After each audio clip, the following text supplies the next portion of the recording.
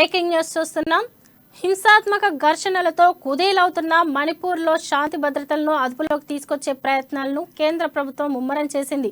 ఇప్పటికే 124 కంపెనీల సాయుధ బలగాలను తరలించిన కేంద్ర హోంశాఖ కట్టుదిట్టమైన పర్యవేక్షణ కోసం ఇతర రాష్ట్రాల సీనియర్ పోలీస్ ఉన్నత అధికారులను మణిపూర్కు రప్పించింది. నాగాలాండ్లోని కోహిమా, అసోంలోని సిల్చర్ నుంచి 2 డీఐజీ స్థాయి అధికారులను తాజాగా మణిపూర్కు పంపించింది. ప్రస్తుతం మణిపూర్లో 57 కంపెనీల సిఆర్పిఎఫ్ జవాన్లను మోహరించారు.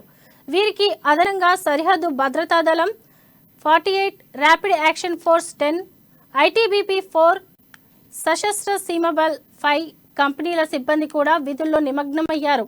అయితే వీరందరి సేవలను మరింత సమర్థంగా వినియోగించుకునేలా చూడడానికి సీనియర్ అధికారుల్ని రప్పించి బాధ్యతలు అప్పగించారు.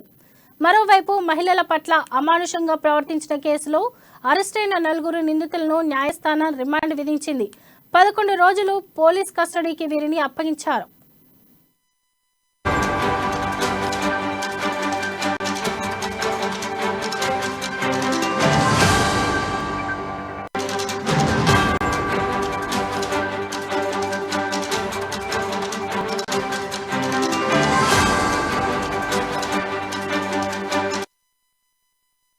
హింసాత్మక ఘర్షణలతో కుదేలవుతున్న మణిపూర్లో శాంతి భద్రతలను అదుపులోకి తీసుకొచ్చే ప్రయత్నాలను కేంద్ర ప్రభుత్వం ముమ్మరం చేసింది.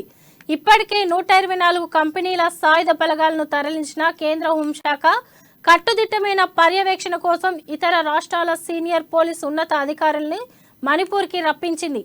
నాగాలాండ్లోని కోహిమా, అసోంలోని సిల్చర్ నుంచి 2 డీఐజీ స్థాయి అధికారులను తాజాగా మణిపూర్కి పంపించింది.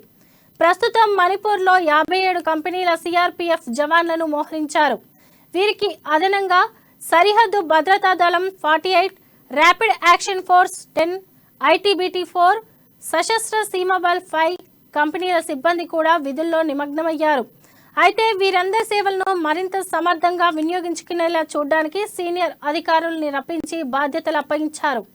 మరోవైపు మహిళల పట్ల అమానుషంగా ప్రవర్తించిన కేసులో అరెస్టైన 4 నిందితుల్ని న్యాయస్థానం రిమాండ్ విధించింది. 11 రోజులు పోలీస్ కస్టడీకి వీరిని అప్పగించారు.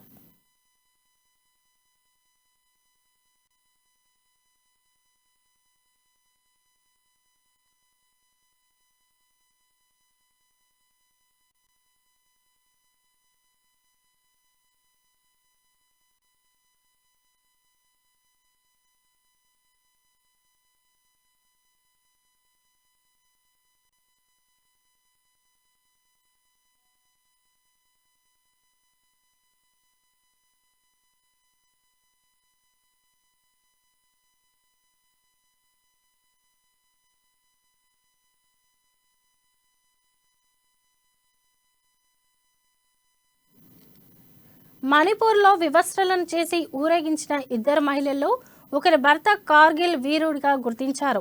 దేశాన్ని కాపాడిన తాను అమానవీయ ఘటన నుంచి తన భార్యను కాపాడుకోలేకపోయినట్లు నిర్వేదం వ్యక్తం చేశారు. తాను కార్గిల్ యుద్ధంతో పాటు శ్రీలంకకు వెళ్లిన శాంతి దళంలో పనిచేస్తున్నట్లు తెలిపారు. దేశం కోసం పోరాడిన తాను తన ఇంటిని, భార్యను, గ్రామాన్ని కాపాడుకోలేకపోవడం బాధగా ఉందన్నారు. మే 4న తన గ్రామంపై దాడి చేసిన అల్లరి మూకల్ని ఇళ్లకు నిప్పుపెట్టడంతో పాటు తన భార్యతో పాటు మరో మహిళను వివస్త్రం చేసి ఊరేగించినట్లు కన్నీటి పర్యంతమయ్యారు. పోలీసులు అక్కడే ఉన్నప్పటికీ అల్లరి మూకల్ని అడ్డుకోలేదన్నారు.